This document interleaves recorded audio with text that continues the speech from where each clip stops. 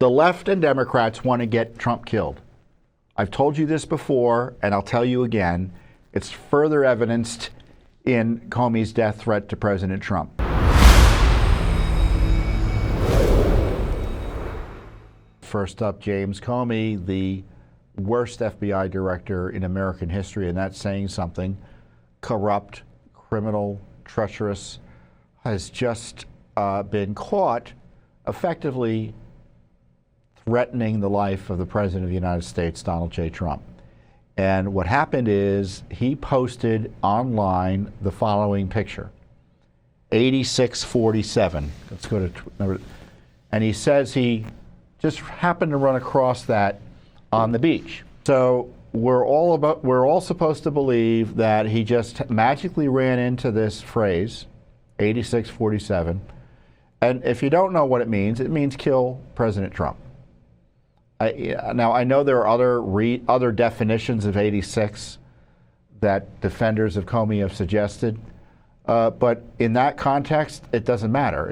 It's the word literally is 8647 means kill the president. When you 86 someone in this context, you mean to kill them. And do I think he just ran across this on the beach and posted a photo? No, I don't. I think he knew what he was doing. And here's what his reaction was, suggesting that he knew he had done something wrong. I posted earlier a picture of some shells I saw today on a beach walk, which I assumed were a political message. I didn't realize some folks associate those numbers with violence. Some folks, it is associated with violence. It never occurred to me that I oppose violence of any kind, so I took the post down. And since then, he's deleted his entire Instagram account. I don't believe his account. He makes it seem like he just ran across this number while walking down the beach. Do you believe it? I don't. It's like some episode of Lost. You walk down the beach and there's some message written with seashells. Who is he fooling? Not me. And nor, it looks like, is he fooling President Trump or key members of the Trump administration. Let's go to that video of President Trump responding to Comey's death threat. He knew exactly what that meant. A child knows what that meant. If you're the FBI director and you don't know what that meant assassination. And it says it loud and clear. Now, he wasn't very competent, but he was competent enough to know what that meant. And he did it for a reason, and he was hit so hard because people like me, and they like what's happening with our country. Our country's become respected again, and all this. And he's calling for the assassination of the president. Obviously, he apologized and said he doesn't. Well, he wasn't apologized calling because for violence. But look, he's a very bad. What do you want to see happen? What do you want to see happen? I don't want to take a position on it because that's going to be up to Pam and all of the great people. But I will say this: I think it's a terrible thing. And when you add his history to that, if he had a clean history, he doesn't. He's a dirty cop. He's a dirty cop. And if he had a clean history, I could understand if there was a leniency. But I'm going to let them make that decision. Well, President Trump, per usual, was right on target there. Of course, Comey knew. He knew better. He ain't fooling anyone. And in my view, it should be just a matter of when he's prosecuted, not if he's prosecuted. Tulsi Gabbard seems to share my same concerns. Let's go to the video of Tulsi, number 20. Like him, who issued direct threats against the President of the United States, essentially issuing a call to assassinate him, must be held accountable under the law. Do you believe Comey should be in jail? I do. Any other person with the position of influence that he has, people who take very seriously what a guy of his stature, his experience, and what the propaganda media has built him up to be, I'm very concerned for the president's life. We've already seen assassination attempts. I'm very concerned for his life. And James Comey, in my view, should be held accountable and put behind bars for this. The left and Democrats want to get Trump killed. I've told you this before, and I'll tell you again. It's further evidenced in Comey's death threat to President Trump. Quite obviously a death threat. Remember, Benny Thompson, the senior Democrat leader in the House, offered a piece of legislation to deny President Trump Secret Service protection if he was, quote, convicted by one of their lawless judges in their kangaroo court proceedings, with the thinking that he would go to Rikers without Secret Service protection, which would be a death sentence. The Biden administration deprived him of Secret Service protection, adequate Secret Service protection, restricting his activities and leading to not one but tier 2 near-death experiences by the president. And we're supposed to believe that this leading anti-Trump activist, James Comey, who had it in for Trump from the get-go, just innocently posted this? I don't buy it. And maybe he has a defense, but my view is he should tell it to the jury. And we've been investigating Comey for years. And one of the outrages of what happened to Trump is that Comey was never prosecuted for the abuses of his targeting Trump, where he literally personally spied on him as he's coming into office, authorized interference and operations against the president, and previous to that, his campaign, in ways never seen before in American history. He stole and leaked President Trump's FBI files. And Bill Barr, the Attorney General for President Trump, didn't bother to prosecute him. Outrageous. And I had a little video on this. I think it was what video was it? Or the 2019 video. Let's go to that. Comey was spying on Trump. Well, the reason he was writing the memos was to create a record so that he could destroy him.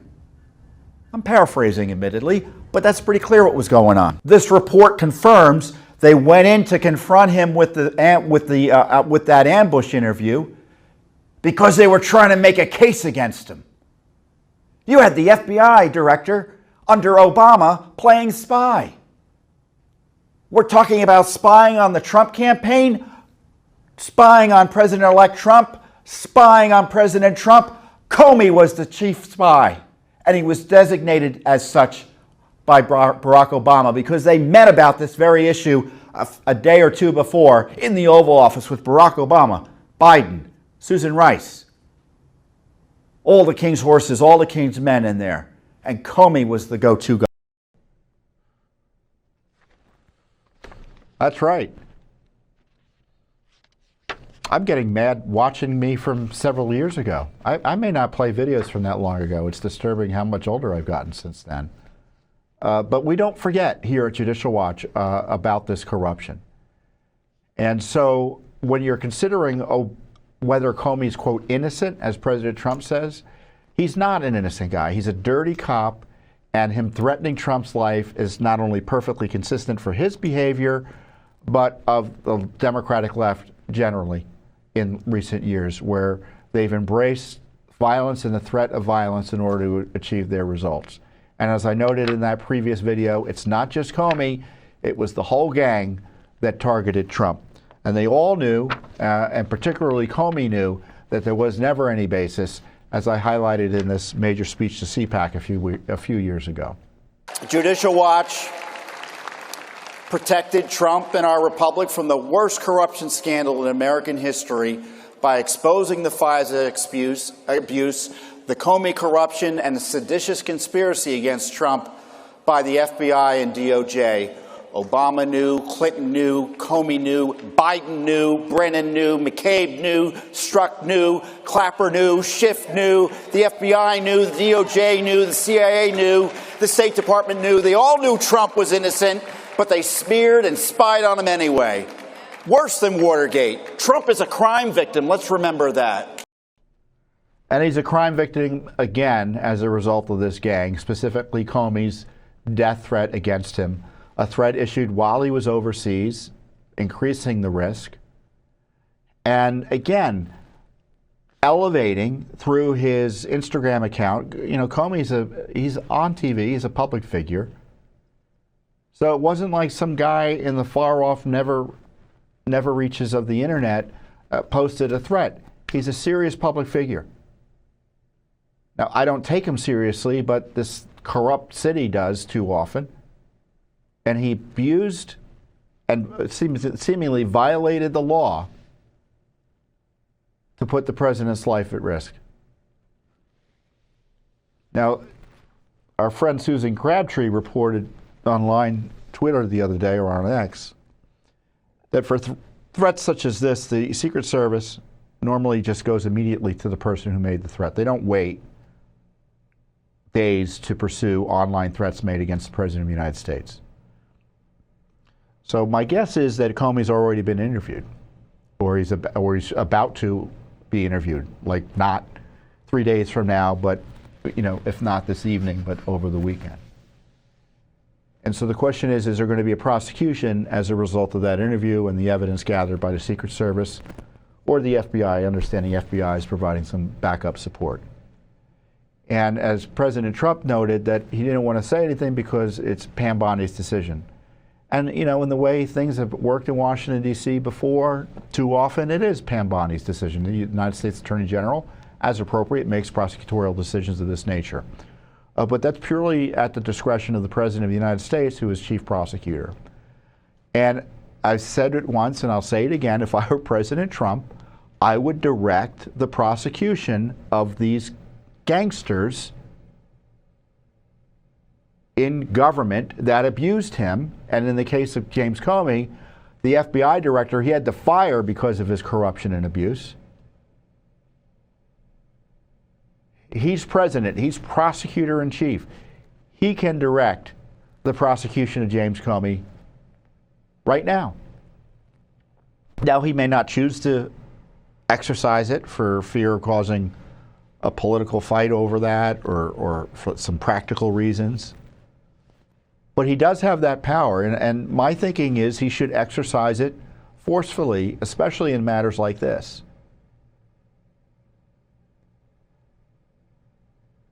His life is on the line. His Secret Service agents around him, death threats, they could get killed as well. Citizens around him could get killed as well. We saw that with the assassination in Butler, the assassination attempt. An innocent American was murdered that day as well. People injured. So this isn't just about President Trump. It's about other innocents in the vicinity of a president during an assassination attempt.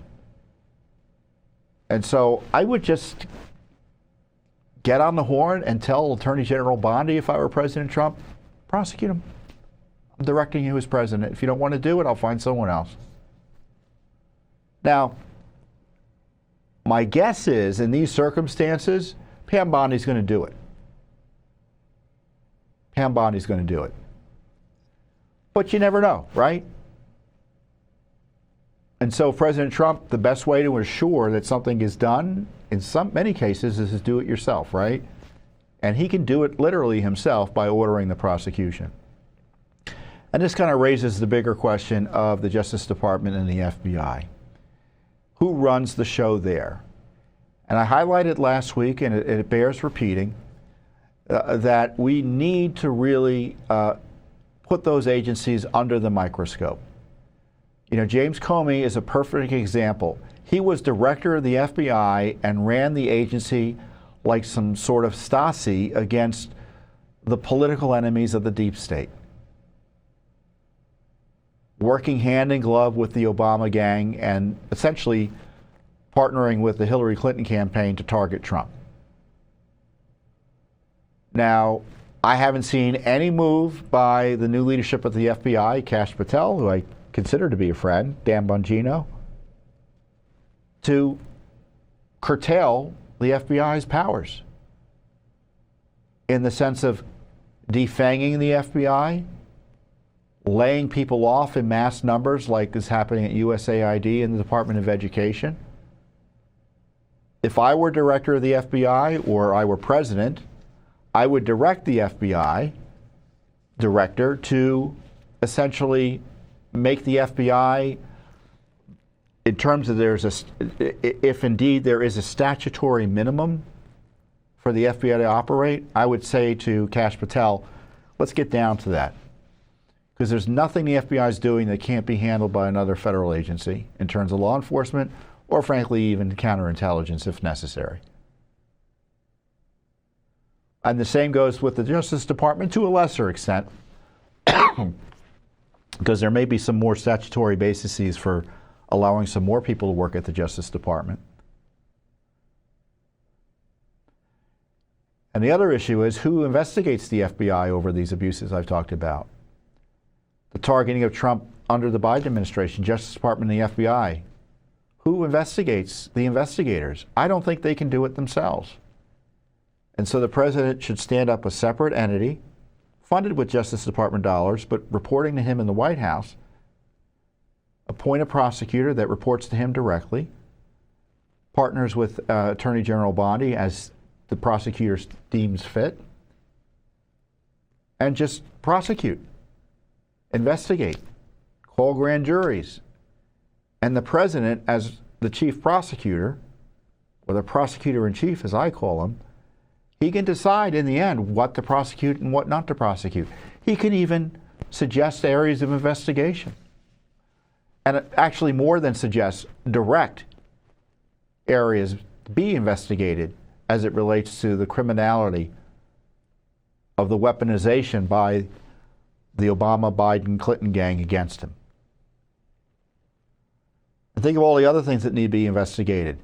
The issue of the invasion. Who's responsible for that? The issue of censorship of Americans. Who's responsible for that? The Biden criminality, the Biden crime family. What's the Justice Department doing on that? I would just charge as if those pardons didn't exist because I think they're null and void. Let them raise them as defenses and argue that they're null and void. You can't issue a pardon to someone for no crimes going back 10 years. That's not a pardon. It doesn't mean anything. And this is the sort of thing that a president can get done, and it would be very difficult for Pam Bondi to get done or, frankly, Kash Patel to get done. I don't trust the FBI to investigate the FBI. I just don't. And I don't trust the Justice Department to investigate the Justice Department. I could have a half a dozen friends in both agencies. It doesn't matter. It's the institutions that are corrupted. And I don't think the American people trust them either.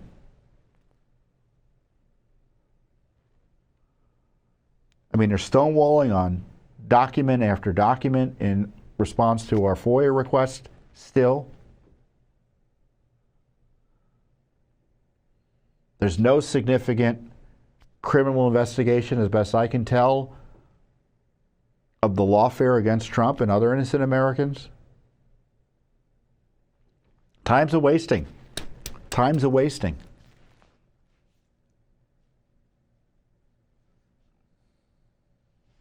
Of course, Congress is completely AWOL on this. So the FBI should be effectively shut down, at least my personal view is that. Others may have different views. I recognize that. But I don't trust them as far as I could throw them. Same goes for the IRS. IRS has been abused time and time again to target Americans. That's reason alone to shut it down. And this is the kind of thought process and thinking and leadership, you know, if I do say so myself, leadership necessary to protect the republic. We've developed these deep state agencies, these administrative agencies at the federal level, whose goal, among other things, is to be ready, willing, and often able to target Americans on the basis of their political beliefs. Third world tyrannical activity. And if someone's using a gun repeatedly against you, and the gun being the IRS or the FBI or other agencies, you take the gun away. Now, does it mean they're going to stop their criminality? I'm not naive. But let's take the weapons out of the hands of the toddlers who are running the deep state. And that's a charitable interpretation of their behavior. This is the communist approach to governance. Jail and kill your enemies. And Comey is a malicious example of it. Really is. Thanks for watching. Don't forget to hit that subscribe button and like our video down below.